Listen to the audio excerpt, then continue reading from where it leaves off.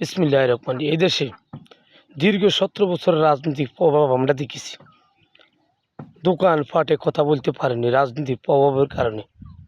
আকাশ ছোঁয়া তাদের শক্তি ছিল, আকাশ ছোঁয়া তাদের আইন শৃঙ্খলা ছিল, আকাশ ছোঁয়া তাদের দক্ষতা, গাদ্দারি, রাজনৈতিক প্রভাব তাদের ছিল।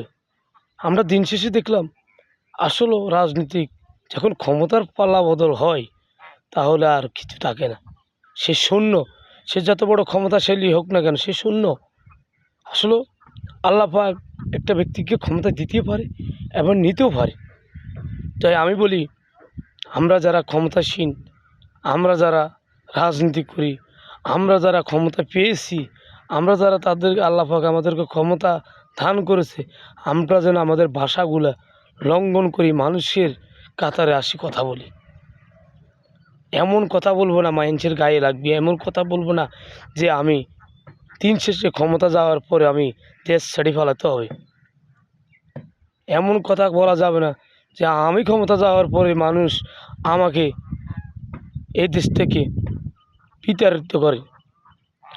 এমন কোনো কাজ করব না যে আমি ক্ষমতার পাওয়ার পেয়ে মানুষের উপরে নির্যাতন নিপীড়ন, মানুষকে মানুষ বলবো না, মানুষকে অমানুষের মতন যেখানে সেখানে ভাষা ব্যবহার দিব।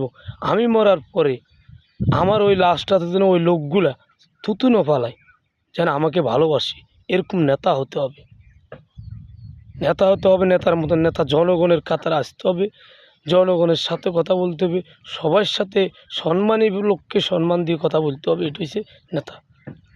আমি নেতা হয়ে গেছি, আমার বাপ হতো না বড়ো মানুষকে আমি তুই ট্যাঙ্গারি করে কথা বলবো, সেটা হবে না। আমি জনগণের নেতা হয়েছি, জনগণের পক্ষে কথা বলবো, জনগণ আমাকে নিয়ে সমালোচনা করবে কিন্তু আমি জনগণের সমালোচনা করবে না। একটা নেতার কাজ হচ্ছে সেটা। আর যদি নেতার বিরুদ্ধে কোনো জনগণ কথা বলে, আমি যদি এই যে নেতা হয়ে যে নেতার উপরে, কর্মীর উপরে, সাধারণ মানুষের উপরে আইন প্রয়োগ করি, ক্ষমতা প্রয়োগ করি, দিন শেষে আমি তো দেখি না, সেই নেতা দেখে না কখনো, সেই নেতা তো কত বড় ঘৃণার পাত্র জনগণের হয়। তা আমি দয়া করি, 5 আগস্টের পরে আমাদের কিছু তরুণ নেতা রাজনীতি অঙ্গনে এসেছে, তাদের ভাষা ব্যবহার, তাদের কথাবার্তা, এরা যেভাবে বলে আসলে কিন্তু আমার দৃষ্টিতে, আমি একজন নাগরিক হিসেবে এটা ঠিক না। ক্ষমতা আল্লাহ দিয়েছে, যদি ক্ষমতা আল্লাহ পাকে আপনাদেরকে ন নিত, আপনাদের মতন গাঁওয়েরা একটা মেম্বার হওয়ার যোগ্যতা নেই। আল্লাহ আপনাদেরকে ক্ষমতা এখানে আনাইবে, সেটা আল্লাহ পাক, মহান আল্লাহ পাক রব্বিল আলামিন জানে যে আপনাদেরকে কী করতে হবে, কোথায় থেকে কোথায় আনছে। আপনারা সারাক্ষণ হাসক্ত নামাজ ওই পুরো পরিবার আল্লাহর কাছে দোয়া করেন যে আপনাদেরকে দেন এই জগতে এই জায়গাতে আনছে। আবার আল্লাহ পাক যদি বেশি অনিয়ম করেন, আল্লাহ পাক দেখবেন একদিন এমন জায়গায় আপনাদেরকে পালাবে, সেখানে কিন্তু আপনারা কোথায় যে থাকবেন এই দেশের জনগণ থুতু মেরে আপনাদেরকে ফেলে দিবে। তাই আমি বলি, আপনাদের ভাষা লঙ্ঘন করেন।